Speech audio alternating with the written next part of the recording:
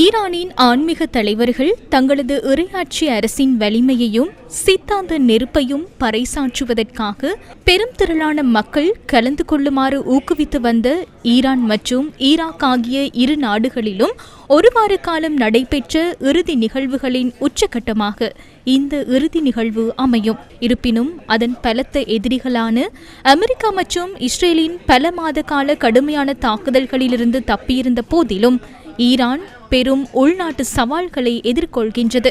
மேலும் கமேனியின் 37 ஆண்டு கால ஆட்சியின் மரபு கடுமையாக விவாதிக்கப்பட்டு வருகின்றது. மஷ்ஹாத் நகரில் கமேனியின் இறுதி ஊர்வலத்திற்காக காத்திருந்த கூட்ட நெரிசலில் அமெரிக்க ஜனாதிபதி டொனால்ட் ட்ரம்ப் அவரை கொலை செய்ததாக மக்கள் கோஷங்களை எழுப்பினர். வியாழக்கிழமையன்று தொழுகைக்காக புனித தலத்திற்கு செல்லும் வீதிகளில் மக்கள் கருப்பு ஆடை அணிந்து துக்கத்தை வெளிப்படுத்தியிருந்தனர். அவர்களில் சிலர் கமேனியை புகழ்ந்தும் அமெரிக்காவிற்கு மரணம் என்ற பழைய புரட்சிகர முழக்கம் உள்ளிட்ட ஈரானின் எதிரிகளுக்கு எதிராக எழுப்பப்பட்ட கோஷங்களுக்கு பதிலளிக்கும் விதமாக கோஷமிட்டனர்.